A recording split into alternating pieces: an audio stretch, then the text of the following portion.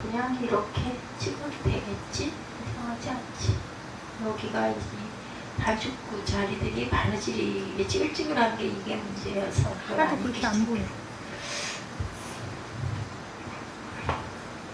그게 왜냐면 감이 얇아서 그럴 수밖에 감도 없어. 얇고 바느질이 감이 얇은 좋은 게 아니라 그게 이렇게 막 얽혀가지고 땡기면 찌글찌글. 네, 할렐루야 샬롬 하고 우리 인사합니다. 할렐루야 샬롬 샬롬 샬롬 샬롬 샬롬.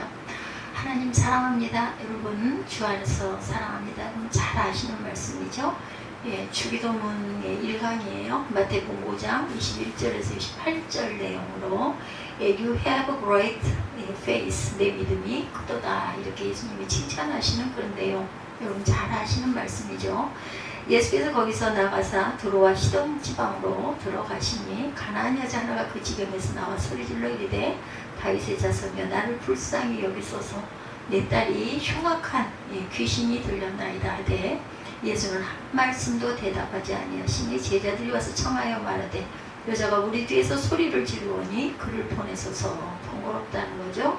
예수께서 대답하여 이르시되 나는 이스라엘 집에 잃어버린 양 외에는 다른 데로 보내심을 받지 아니하였다. 네, 여자가 와서 예수께 절하며 이르되 주여 저를 도우소서. Lord help me, she said. 대답하여 이르되 자녀의 떡을 취하여 개들에게 던짐이 마땅치가 않다. 네, The children's bread and toss it to their dogs. 예, 여자가 말하죠. 주여 올소이다마는 개들도 제 주인의 상에서 떨어지는 부스러기를 먹나이다 하니 예, 예수께서 대답하여 이르시되 여자여 내 믿음이 크도다. 내 소원대로 되리라 하시니 그때부터 그 딸이 나으니라. 예, Woman, you have a great faith. 이렇게 칭찬하시는데요. 오늘 제목이 예, You have great faith. 여러분도 이런 귀한 믿음을 가지시기를 주님의 이름으로 축복합니다. 예수님 일행이 갈릴리 호수 북서쪽으로 멀리 떨어진 두로와 시돈 지역에 갔을 때 딸이 흉악한 귀신에 들린 가나안 혈통의 한 여자가 예수님을 만나러 와서 일어난 그런 내용이 여기 기록되어 있어요. 예수님이 냉정하게 대답도 안 하시고 나는 이런 여인에게 내가 이런 말씀을 증거할 수가 없다라고 아주 강하게 반대하시는 그런 내용이 기록되어 있습니다. 마태복음 15장 22절은 처음 장면에 관한 묘사죠. 가난안 여자 하나가 그 지경에서 나와서 소리질러 이르되 주 다윗의 자손이여 하고 부르짖죠. 우리 딸을 살려주소서 귀신이 들렸나이다 라고 얘기합니다. 이 여자의 딸은 요즘 흔하다고 하는 조현병에 걸린 것일까 간질이나 열병에 걸려서 헛소리를 하고 있는지도 알 수가 없어요. 당시 사람들은 고치기 어려운 병을 귀신이 들렸다라고 얘기를 한다는 거죠. 요즘에도 그런 일들이 간간히 있죠. 의학이 놀랍도록 발전한 오늘날에도 모든 병이 다 치료되지는 않습니다. 코로나 팬데믹이 끝난 줄 알았는데 다시 유행할 조짐들이 아직 일부에서는 그죠? 그 바이든 대통령인가요? 그분도 코로나로 인해서 몸이 쇠약해져가지고 대통령을 참여해가지고 선거 유세를 열심히 하다가 이것을 이제 나는 사퇴하겠다. 그래서 후임이 바뀌는 그런 그 일이 내용이 신문에 기록되어 있더라고요.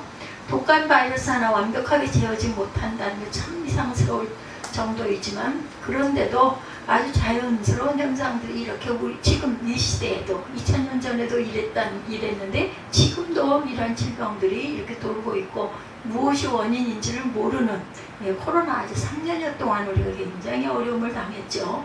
아직도 이런 부분으로 인하여 어려움을 당하는 사람들이 많고 우리에게는 먼 이야기 같지만 사실은 먼 이야기가 아니라는 거예요. 우리 몸 안에도 암이 그렇다고 그래요. 암이 우리 몸 안에서 독립적으로 생존의 길을 찾아가고 있기 때문에 완전한 퇴치가 어렵다고 합니다. 더 근원적으로는 유전자 세포들이 인간 의학 기술에 맞서 각자 살 길을 찾고 있는지도 모르겠다. 가난한 여자는 자기를 불쌍히 여겨달라고 소리를 지르죠.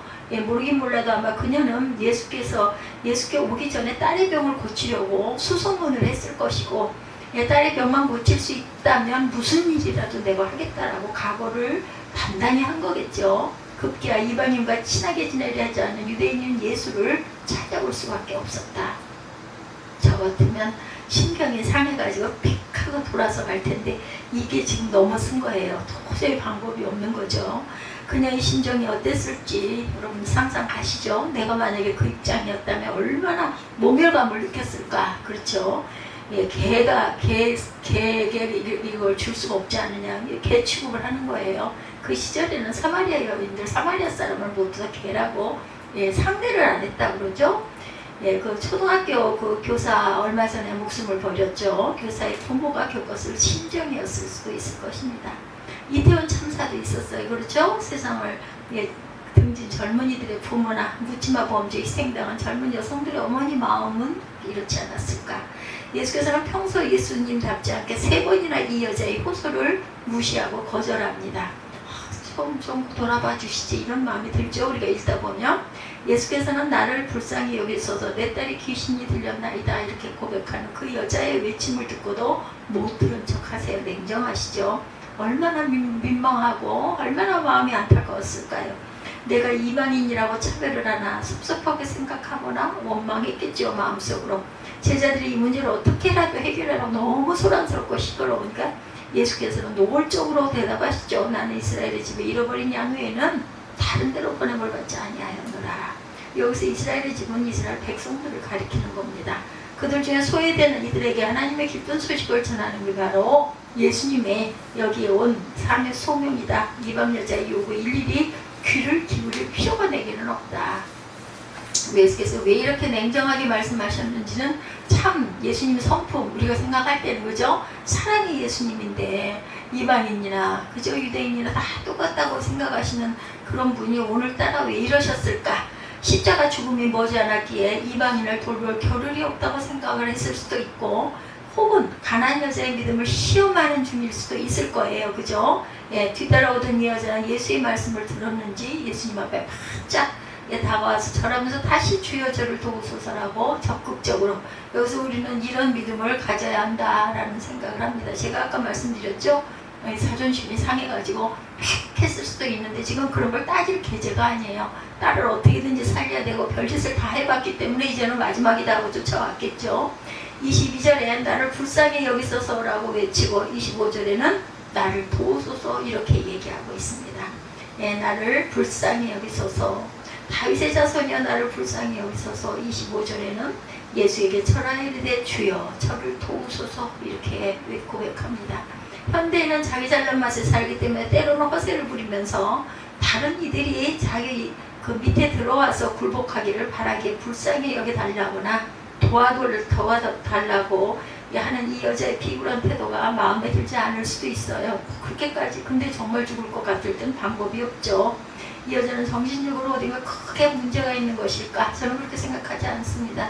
모성애죠. 모성애. 딸을 살리기는 해야 되겠는데 다른 방법은 없고 이렇게라도 해보자. 내가 무슨 어떤 그죠? 그 더러운 구조물을 뒤집어 쓴다 하더라도 딸만 구할 수 있다면 내가 어떻게든 내가 할 거야. 이런 아마 결심이실 것 같아요.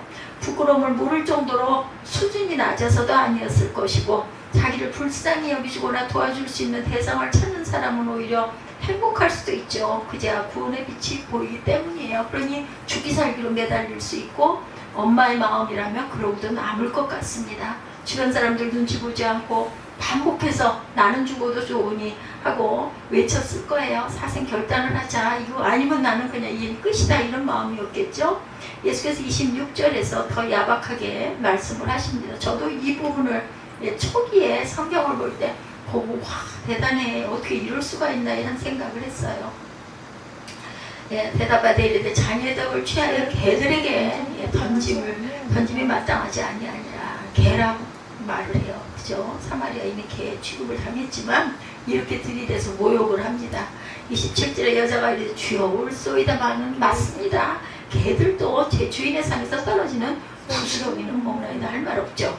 예수께서 이르시되 여자여 내 믿음이 크도다 내 소원대로 되리라 하시니 그때부터 그의 딸이 나옵니다. 그죠? 어떤 굴욕을 당해도 어머니의 심정, 부모의 심정이 이런 심정이겠죠. 이해가 가시죠? 이 여자는 정신적으로 어딘가 문제가 있는 것일까? 아닙니다. 부끄러움을 모를 정도로 수준이 낮으니까 아닐 것입니다. 제가 만약에 이 경우를 당했다 하더라도 제 아들이 이런 상황이면 방법이 없어. 그러면 어떤 무슨 대접을 받든 뭐 구정물을 뒤집어 쓰든 어쩌든 저쩌든 아들만 구하면 좋겠다, 내 딸만 구하면 좋겠다, 이 마음이지 않겠느냐는 거죠. 예수께서는 더 민망하게 몰아붙이죠. 자녀의 떡을 취하여 개들에게 내가 어떻게 던지니, 이방인이 이 가난한 여자를 개 취급으로 발언합니다. 이 말씀이 예수께서 직접 말씀하신 것이 아니라 일종의 격언을 인용하신 것, 그죠? 이런 말이 있으니까 딱 그 말을 던지지 않으셨을까? 예수께서 바리새인이나 서기관을 강하게 비판할 때도 위선자들이라거나 회칠한 무덤이라고 하셨고, 자기를 죽이려던 헤롯 왕에 대해서도 여우다, 기껏해야 여우라고 누가복음 13장 32절에 이렇게 말씀합니다. 누가 들어도 모욕적으로 들릴 만한 이 발언은 평소 예수님의 생각과 인격에서는 거리가 먼 그런 이야기들. 어쨌든 상황이 이런 정도가 되면 미련을 끊고 발길을 돌리기가 일반적인데, 아마 저는 예수님께서 이 어머니를 시험해 본 것은 아닐까, 이런 마음이 들어요. 이 여자는 예수보다 한 수 위의 발언을 하죠. 그 산에서 떨어지는 부스러기는 주워 먹지 않습니까? 저는 어때도 좋습니다. 딸만 살려주시옵소서. 이렇게 얘기를 하는 거죠. 가난한 여자 이 말을 듣고 예수께서는 내가 한방 제대로 먹었구나 하셨을까요? 아니면 여인이 정말 다급했고 정말 내 믿음이 대단하구나, 할 말이 없구나, 아마 이렇게 생각하시지 않았을까. 그건 예수님만 아실 부분이에요, 그죠? 예수의 발언은 이스라엘 백성과 이방인을 구별하거나 이 여자의 발언을 그 구별을 극복하니까 가난한 여자는 사람의 혈통으로 뛰어넘어서 사람의 본질을 꿰뚫어 보고 계시는 예수님의 마음. 여기서 우리가 느껴야 할 것은 어떤 상황이라도 나는 어떻게 돼도 상관없다라는 그런 마음과 결단을 가지고 매어 달려야 우리가 하나님께 구하는 것이 통과되지 않겠나. 그러니까 어떻게 해야 되겠어요? 어떤 어려움과 어떤 시기가 얼마나 오래 걸린다 하더라도 굳은 믿음으로 끝까지 하나님께 매어 달려 기도할 줄 알아야 되겠다. 개들로 취급당하는 이방인들 최소한 부스러기라도 먹어야 하는 거 아니냐 하는 이 가난한 여인의 발언은 우리 고정관념을 깨뜨리죠. 더 나아가서 이 여자의 발언은 부스러기만으로 만족할 수 있다는 뜻이기도 합니다. 부스러기 영성이다, 이렇게 부를 수도 있겠죠. 현대인은 자기나 자녀들이 부스러기만 먹을까 해서 조바심을 느끼고 살아야 좋은 걸 먹고 풍성하게 먹기를 원하죠. 서로 제 몫을 차지하려고 정신이 없는 그런 세상 돌아가는 이치가 이래요. 조금도 손해보고 싶지 않아. 조금만 누가 불편하게 해도 금방 발톱을 내밀지 않습니까? 그런데 그 이치를 거스르는 그런 내용입니다. 내가 정말 죽을 것 같을 때는 무슨 상관이 있겠어요? 부스러기 아니야? 부스러기라도 먹고 나을 수만 있다면 뭐래도 해봐야 된다라는 거죠. 부스러기만으로도 만족할 줄 모르면 우리는 생명의 깊이로 들어가지 못하기 때문에 이런 말씀이 성경에 기록되어 있다. 더 좋은 음식, 더 자극적인 먹을거리, 그리고 유튜브 먹방 이런 프로그램처럼 더 많이 더 맛있게 먹는 데만 마음을 팔게 되니까 먹는 행위 자체를 즐기지를 못한다. 여러분 아마 아실 거예요. 금식을 좀 해보신 분들은 알아요. 정말 조금만 입에 대도 얼마나 맛있는지 몰라요. 근데 그걸 계속 먹다 보면 맛을 잃어버립니다.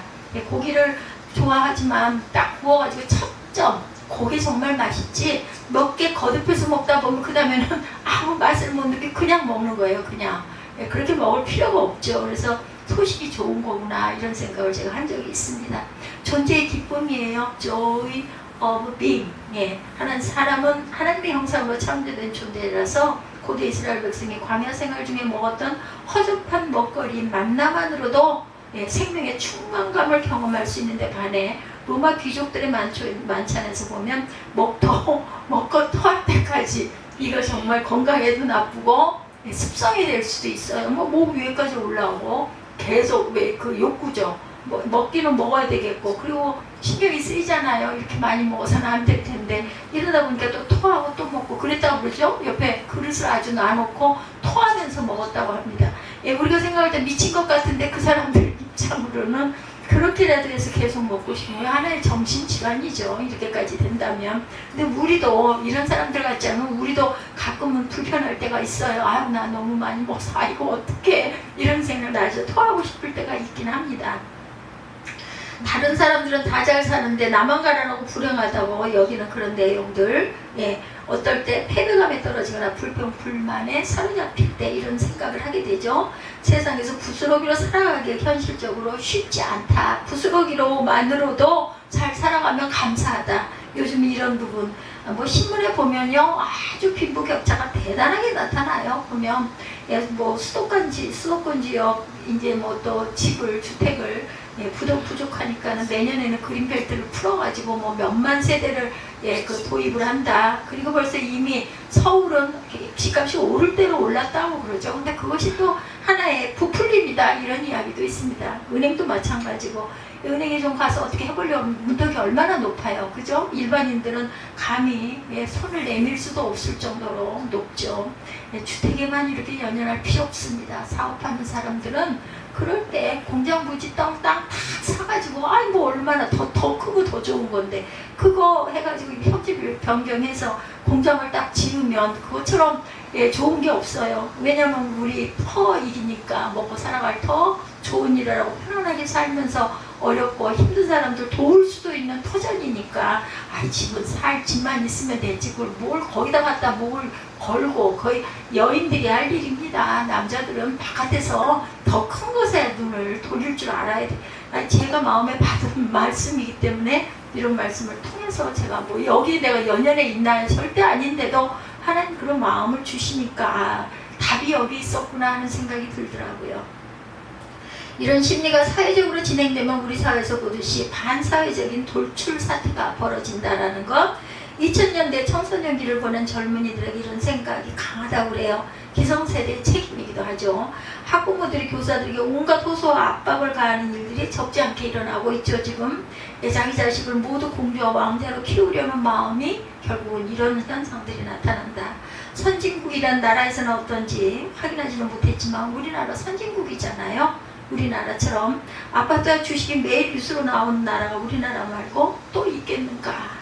이게 도상에 있는 현상으로 나타나는 건 아닐까. 그렇지 않잖아요. 영국이나 미국이나 이런 데는 지분 그냥 하나에 그냥 주거예요. 주거. 다른 부분에 머리를 쏟고 마음을 쏟아야 되는데 우리나라는 지금 그런 과도기 궤도에 있는 그런 현상은 아닐까. 성공 신화 이야기를 현실화하려는 사람들이 너무 많기 때문에 이런 현상이 벌어지고 있지 않겠나. 너무 쉽게 돈 잘 버는 사람들 보면 한편 부럽기도 하잖아요. 저 사람들 어떻게 저렇게 돈을 많이 벌어가지고 무슨 한 달이면 뭐 몇천만 원까지 그거는 뭣도 아니고 아니면 유명한 뭐 농구 선수, 야구 선수 이런 사람들 보면 몸값이 연 몇 조 원이라면서 수십조 원씩 되고 그런 사람들은 도대체 어떻게 해서 저렇게 그 돈 다 어떻게 할까 이런 생각이 가끔 들기도 합니다. 그렇다고 그 사람이 정말 아무런 불평 불만이 없고 행복할까? 그렇지 않습니다. 절대로 그렇지 않다는 거. 이 숫자 여기에 연연할 필요가 없어요. 그래서 하나님 말씀이 정말 명답이다. 아굴의 기도 있죠. 그저 너무 부하게도 너무 가난하게도 마시고 저에게 일용할 양식을 주옵소서. 그리고 마음에는 평안과 기쁨이 있으면 그게 정말 복된 삶이라는 것. 그래서 하나님께서는 처음 예수님이 부활하셔서 오셔가지고 그 막힌 벽을 뚫고 들어오셔서 제일 먼저 하신 말씀이 샬롬이었잖아요. 평화입니다. 평화. 이것처럼 귀한 단어가 없구나. 제가 요 근래 감동을 받아서 마음에 든 생각은 우리가 하루하루를 이렇게 평화하게 산다면 천국이 따로 없다. 땅에서도의 천국을 우리가 맛보고 살아갈 수 있지 않겠나. 그 우리 마음 안에 있는 어떤 이루지 못한 부분에 대한 욕심, 갈증 이런 것 때문에 우리가 평화하지 못한 거예요. 그걸 비우고 살아간다면 얼마든지. 그래서 그 평화라는 아이는 그런 달란트를 가졌기 때문에 전혀 몰랐던 부분이니까 그 이야기를 듣고 나서 나중에 알게 된 거는 성령이 내게 알려주셔서 저는 아무것도 모르니까 주신 거는 이 아이는 이런 그릇이니 이 아이 이름은 이렇게 바꿔주는 게 맞다. 그렇게 부르게 하거나 뭐 이런 것도 부르는 것도 괜찮아요. 김평화 하면 얼마나 평화로워. 느낌부터가 평화롭죠? 그냥 평화야 부르는 것보다 김평화는 정말 어울리는구나. 제가 알았던 것 같으면 제가 이렇게 감동을 안 해요. 근데 그 마음에 주신 그 생각들이 하여튼 거의 한 2시간여를 그렇게 기도를 하고 끝나고 나면 이건 하나님이 주신 마음에 어떤 그 답이구나 하는 생각이 아주 강하게 들죠.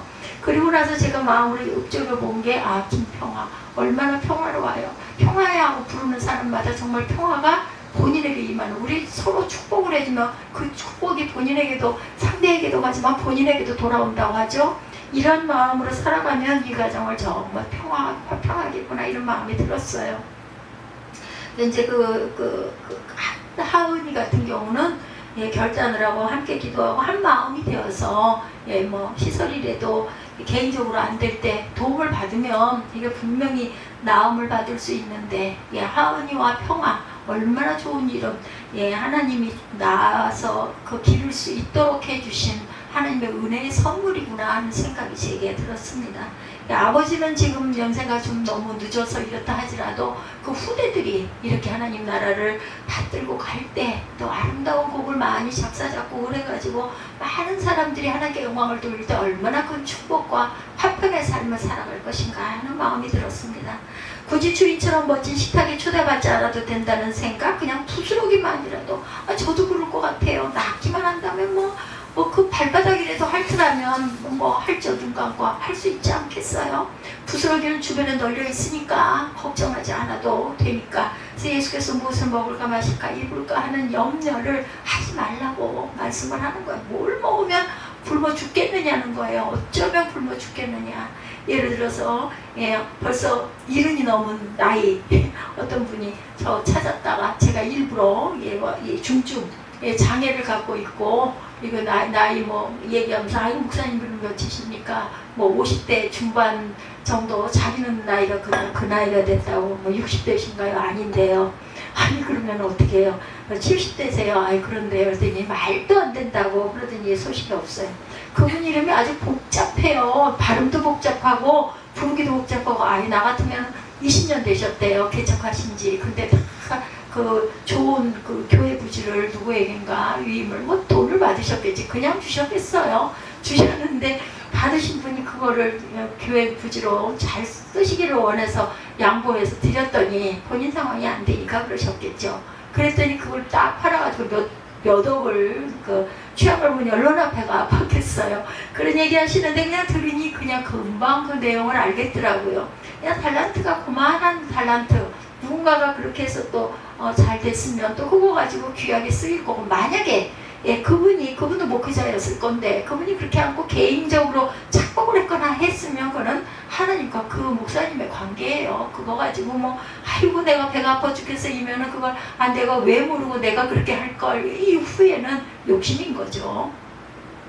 돈도 부스러기로 만족할 수가 있어요.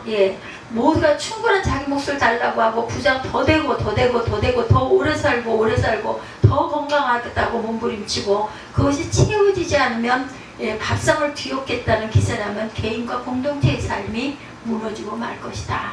주신 분복, 각자에게 타고난 분복도 세상에서 열심히 노력하면 노력한 만큼 땀 흘린 만큼 대가는 돌아오게 되어 있고, 우리가 믿음을 가지고 열심히 귀하게 땀 흘리고 그것의 일부를 하나님께 올려드리면 하나님께서 보시고 얼마나 기특하겠어요. 똑같아요. 마음은. 생각하는 것은 이렇게 사람을 볼 필요 전혀 없습니다.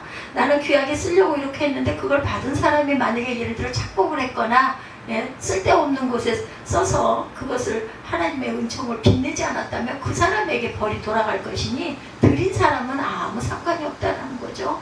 28절이죠. 그렇게 해서 말씀하고 계십니다. 28절 말씀 우리 잠깐 보죠. 마태복음 15장 28절 15장 28절. 예수께서 대답하여 이르시되 여자여 내 믿음이 크도다. 내 소원대로 되리라 하시니 그때부터 그의 딸이 나으니라. 얼마나 기뻤을까요? 근데 예수께서 거기서 떠나시죠. 갈릴리 호숫가에 이르러 산에 올라가 앉으시니 큰 무리가 다리 저는 사람과 장애인과 맹인과 말 못하는 사람과 기타 여럿을 데리고 와서 예수의 발 앞에 앉힘에 고쳐주시니 말 못하는 사람이 말하고 장애인이 운전하게 되고 다리 저는 사람이 걸으며 맹인이 보는 것을 무리가 보고 놀랍게 여겨 이스라엘의 하나님께 영광을 돌리니라. 이때는 이렇게 해야 될 때이기 때문에 이렇게 병자들을 예수님이 고치시고 하나님을 깨달아 알게 하시고 영광을 돌리는 그런 사건들. 벌써 나이가 언제 이렇게 세월이 이렇게 이만큼 와서 제 나이가 이렇게 많아졌는가 생각을 하면 아닌 것 같아요. 근데 우리는 세월을 이렇게 해서 갑니다. 어떻게 보면 하나님 은총으로 제가 이 나이가 됐어도 모르고 여기까지 왔고, 그럼에도 불구하고 몸의 건강이 이렇게 나빠졌어도 남들이 보기에는 아주 건강하고 보기 좋은 그런 목회자의 모습인 것도 하나님의 은혜죠. 돈도 부스러기로 만족할 수가 있어요. 여러분들 모두가 충분한 자기 몫을 달라고 더 부자가 되고 오래 살고 건강해야 된다고 몸부림을 치고, 그게 채워지지 않으면 밥상을 뒤엎고 있다라는 그런 기세라면 개인과 공동체의 삶은 무너져버리고 말 것이다. 우리가 수도사도 아닌데 어떻게 부스러기만으로 만족할 수가 있겠나 하고 질문하는 분들에게 직접 구체적으로 말을 할 수는 없지만 각자의 몫이 분명하게 있다는 것, 가난한 여인에게 예수께서 마지막으로 주신 말씀이죠. 그렇게 내 믿음이 너를 구원했다라고 이야기를 해주시는 주님의 마음, 내 믿음대로 되리라, 내 소원대로 되리라, 내 믿음대로 되리라, 그의 딸이 나으니라, 우리의 모든 문제가 해결이 되리라, 내 믿음이 너를 구원하였다, 이렇게 말씀하십니다. 가난한 여인에게 예수께서 마지막에 대답하여 이르시되 내 믿음이 크다, 내 소원대로 되리라 하시니, 그때부터 그 딸이 낳은 큰 믿음을 갖게 된 그 여인, 얼마나 이 딸이 낳음으로 인해서 이 여인의 믿음은 더 커졌겠죠. 바로 직접까지 매몰차게 응대하시던 예수께서 완전히 다른 말씀을 이 여자에게 하십니다. 내 믿음이 크도다. 앞구절은 15장 1절에서 20절까지는 바리새인과 서기관이 나와요. 그들은 율법규례를 근거로 예수께 시비를 겁니다. 예수께서 이사야 선지자의 말을 빌려서 그들을 위선자다 이렇게 말씀을 하시죠. 15장 13절 잠깐 보죠. 15장 13절에 뭐라고 말씀하세요? 심은 것마다 내 하늘 아버지께서 심으시지 않은 것은 뽑힐 것이니 그냥 두어라. 그들은 맹인이 되어 평안을 맹인을 인도하는 자보다, 만일 맹인이 맹인을 인도하면 둘이 다 구덩이에 빠지리라 하시니, 베드로가 대답하되 이 비유를 우리에게 설명하여 주옵소서. 예수께서 이르시되 너희도 아직까지 깨달음이 없느냐? 입으로 들어가서 모든 것은 배로 들어가 뒤로 내버려지는 줄 알지 못하느냐? 입에서 나오는 것들은 마음에서 나오나니 이것이야말로 사람을 더럽게 하느냐? 우리가 정말 중요한 것, 입술의 고백 정말 중요하고 조심해야 될 부분들이에요. 그들은 맹인이 되어 맹인을 인도하는 자들로다 말씀합니다. 종교 엘리트도 자타 인정받던 이들은 영적인 시각장애인이라고 비판하신 거죠. 이걸 전제로 28절을 읽으면 이 가난한 여인을 향한 예수의 칭찬이 얼마나 대단한지를 우리가 알 수 있을 겁니다. 근데 이 여인은요, 이거 알아야 돼요. 그만큼 갈급했기 때문이에요. 종교 지도자들은 그만큼 갈급하지 않았기 때문에 그런 소리를 할 수 있었던 것일 것이다. 이 사람들이 그만큼 갈급해졌다면은 그거보다 더한 짓도 하겠나이다 하지 않겠는가. 그녀를 둘러싸고 있었던 모든 선입견이 사라지죠. 아무도 이 여자를 귀찮은 존재라거나 무시해도 좋은 존재로 여기지 못하게 된다. 우리 인생살이에서 이보다 더 소중한 순간이 없습니다.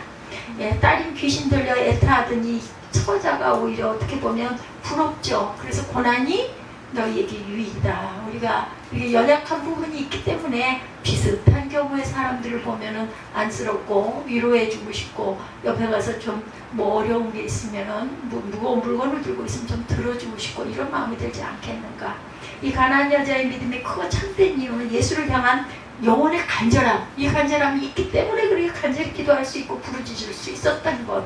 그렇기 때문에 고난이 우리에게 유익이 되도록 항상 애써야 되겠다. 이 간절함은 불쌍히 여겨달라는 외침과 자기를 도와달라는 호소, 그리고 부스러기도 만족하겠다는 고백이 표현이 되죠. 모든 게 풍요로운 사람에게 이런 간절함이 없습니다. 건강하고 사회 지위도 높고 자녀도 잘 되고 남에게 부러움을 살 만한 조건 가운데 사는 사람은 일반적으로 간절하지 않아요.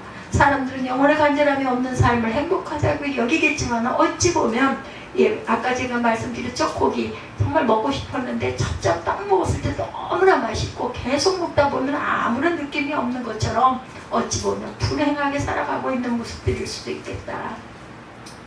끼니 때마다 깡통을 들고 남의 집 문 앞에 와서 밥 좀 주세요 하고 구걸하던 그러한 시대가 있었어요. 50년대 6.25 전쟁 그 이후, 그죠? 그랬을 때 그들은 주로 개천 불다리 아래서 살았던, 그렇게 정말 그냥 지나가면서 보면 어떻게 저렇게 하고 어떻게 살아. 근데 그 사람들도 살아요. 불행한 인생. 매일 호텔 뷔페에서 비싼 밥을 먹는 사람은 그들이 굴다리 아래 옹기종기 모여 한 끼 밥을 얼마나 맛있게 먹는지 또 모를 거예요. 이런 부분이 있다는 거. 예, 그래서 그런 얘기 있죠. 마음이 맞는 사람들하고 식사를 하는 게 얼마나 맛있고, 불편한 사람들하고 식사 자리는 우리는 체하잖아요. 먹으면 뭐 무슨 맛을 느껴요. 불안하고 불편한데, 그죠? 우리가 가난한 여자처럼 영혼의 간절함을 경험하기 위해서 실제로 노숙자로 살아가야 한다고 말씀드린 게 아니라, 그 시절은 다행스럽게도 우리에게 지나갔어요. 이제 없어요. 그런 시절은. 아주 특별한 경우를 빼고는 어느 정도 먹고 살만한 시대. 박귀니 때문에 쌀이 없어서, 제 시대에는 쌀이 없었을 때가 있습니다. 제 기억에도 한두 끼 정도 밥을 못 해먹었던 기억이 있습니다. 영혼의 간절함을 경험하기가 어려운 시절, 그렇기 때문에 어떻게 해야 되나, 다른 길은 없어요. 궁핍한 시대나 풍요로운 시대나 가릴 것 없이 하나님 경험이야말로 궁극적인 의미에서 영혼의 간절함 안으로 들어가는 유일한 통로가 된다는 것을 잊지 마십시다.